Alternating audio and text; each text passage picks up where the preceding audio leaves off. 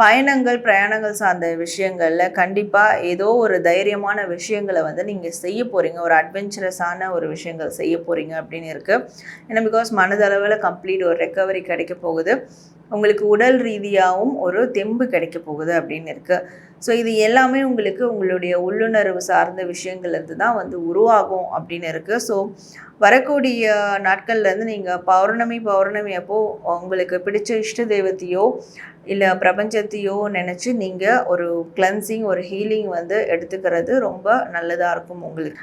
And வரக்கூடிய நாட்களில் நீங்கள் எந்த மாதிரியான கலர்ஸை யூஸ் பண்ணால் உங்களுக்கு பெஸ்ட்டாக இருக்கும் அப்படின்னு பார்க்கும்போது உங்களுக்கான கலர்ஸாக நீங்கள் ஒயிட் அண்ட் எல்லோ கலர் வந்து யூஸ் பண்ணலாம்.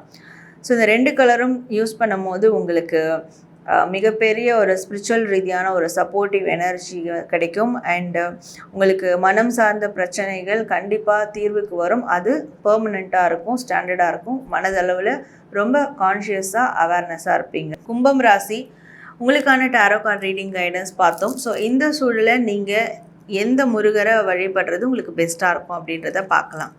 ஸோ கும்பம் உங்களுக்கான முருகர்.